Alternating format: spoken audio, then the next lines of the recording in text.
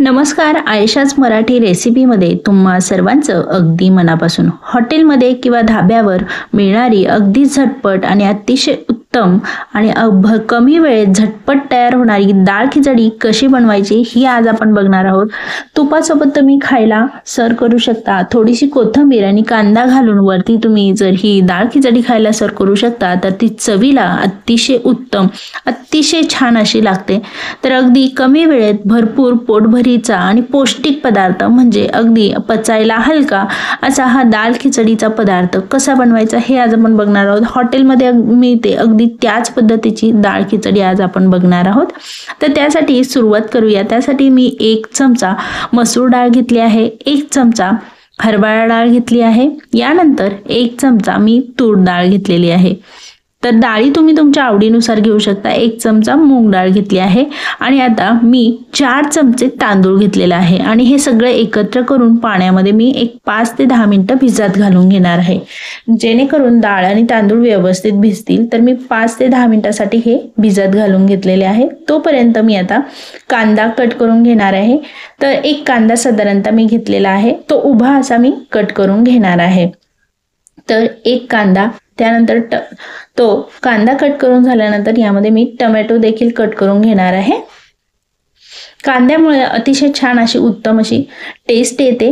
त्याला उभा करून घेतला आहे, मी कट करून घेतला आहे. त्यानंतर आता ह्यामध्येच मी असा बारीक असा हा कांदा कट करून घेते आहे. तुम्ही बघू शकता जितका शक्य होईल तितका तुम्ही कांदा बारीक कट करून घ्या. डाळ खिचडीमध्ये अतिशय छान लागतो आणि बारीकच कांदा डाळ खिचडीमध्ये तुम्ही घालायचा आहे. त्याचबरोबर टोमॅटो देखील घेतलेला आहे, तो देखील मी अगदी बारीक असा कट करून घेणार आहे. उभे काप करून घेतलेले आहे, त्यानंतर त्याचे आडवे काप करून घेतलेले आहे. तर कांदा आणि टोमॅटो दोन्ही अतिशय बारीक असे कट करून घ्यायचे आहे. या पद्धतीने कांदा आणि टोमॅटो बारीक कट करून घ्यायचा आहे. तर 1 कांदा आणि 1 टोमॅटो घेतलेला आहे, तो मी बारीक कट करून घेतलेला आहे. आता आपले हे कटिंग झालं आहे. त्यानंतर आता हिरवी मिरची देखील मी घेतलेली आहे.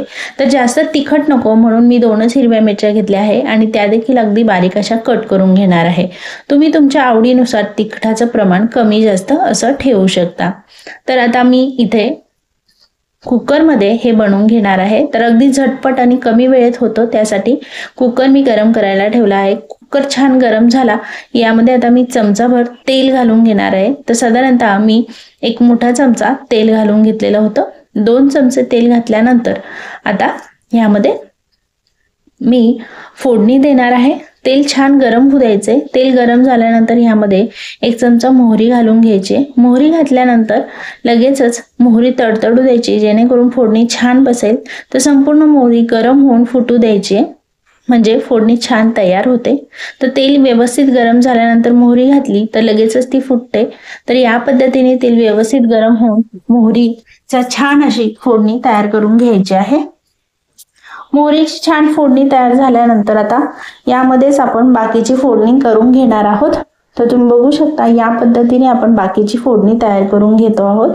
मोहरी छान फुटली आहे. मोहरी छान फुटल्यानंतर बाकीची सामग्री आपण यामध्ये घालून घेणार आहोत.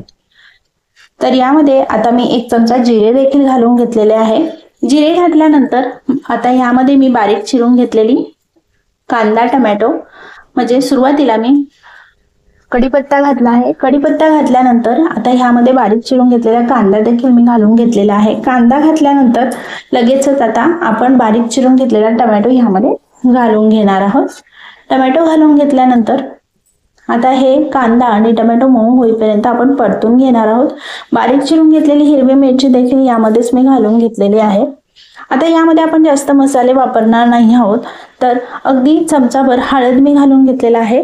हळद घातल्यानंतर 1 अर्धा चमचा लाल तिखट घातले आहे. तुम्ही आवडीनुसार तुमच्या कमी जास्त तिखट घालू शकता. तर मी अर्धा चमचा फक्त लाल तिखट पावडर घातले आहे. आलं लसूण पेस्ट 1 चमचा घातले आहे आणि आता कांदा आणि टोमॅटो मऊ होईपर्यंत मी हे व्यवस्थित परतून घेणार आहे. या पद्धतीने कांदा, टोमॅटो, हिरवी मिरची, कढीपत्ता आणि आलं लसूण पेस्ट परतून घ्यायचं आहे. थोडंसं कांदा आणि टोमॅटो मऊ होईपर्यंत आपण हे व्यवस्थित परतून घेणार आहोत. तर ह्या पद्धतीने तुम्ही बघू शकता अगदी व्यवस्थित कांदा टोमॅटो मी परतून घेतला आहे। आता हे परतून झाल्यानंतर आपण ह्यामध्येच लगेचच आपण जे काही भिजत घालून घेतलेल्या डाळी किंवा तांदूळ होते ते देखील घालून घेणार आहोत। याचबरोबर तडका मिरच्या घालून घ्यायच्या आहे। ह्या अगदी ऑप्शनल आहे, तुम्हाला नसेल आवडत तर नाही घातल्या तरी चालेल, पण तुम्ही घातल्या तर त्याची उत्तम अशी टेस्ट येते। त्याचबरोबर थोडीशी पुदिन्याची पानं जर असेल तर ठेचून ते पानं घातले तरी चालेल, म्हणजे छान अशी ह्याला चव येते। तर या पद्धतीने हे पानं घालून घ्यायचे। आता लगेचच भिजत घालून घेतलेला डाळ आणि तांदूळ यामध्ये घालून घ्यायचे। आता तांदूळ आणि डाळ भिजत घातल्यामुळे अतिशय मऊ अशी ही डाळ खिचडी तयार होते। त्यामुळे 10 ते 15 मिनिटं तांदूळ आणि डाळ अवश्य भिजवून घ्यायचं आहे। मग कुठलाही तांदूळ असला तरीही तुम्ही ते भिजवून घ्यायचं आहे आणि याची क्वांटिटी पाण्याची याला जास्त टाकायची। म्हणजे तांदूळ भिजत घातलेला असला तरी पाणी ची क्वांटिटी ह्याला जास्त घालायची, म्हणजे जितकं तांदूळ आणि डाळ भिजवून पाणी असतं त्याच्यावरती दुप्पट पाणी तुम्ही घालायचे, म्हणजे ही डाळ खिचडी अतिशय पातळ आणि अगदी व्यवस्थित हॉटेलमध्ये जशी मिळते तशी बनते। जर पाण्याची क्वांटिटी कमी घातली तर ती अगदी मोकळी सुटसुटीत बनेल।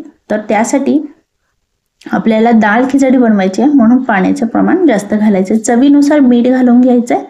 तर या पद्धतीने आता हे व्यवस्थित फोडणीमध्ये आपल्याला हे तांदूळ आणि डाळ आपण परतून घेतली आहे व्यवस्थित। तर तुम्ही बघू शकता या पद्धतीने ते 2 मिनिटासाठी मी परतून घेतलंय। चवीनुसार मीठ घातलंय। आता याचबरोबर तूप देखील यामध्येच मी फोडणीमध्ये घालून घेणार आहे। तुपामुळे अतिशय छान अशी टेस्ट येते, त्यामुळे तूप अवश्य घाला आणि जितकं तांदूळ आहे त्याच्या दुप्पट पाणी घालायचंय आणि पाण्याचं प्रमाण जास्त ठेवायचंय।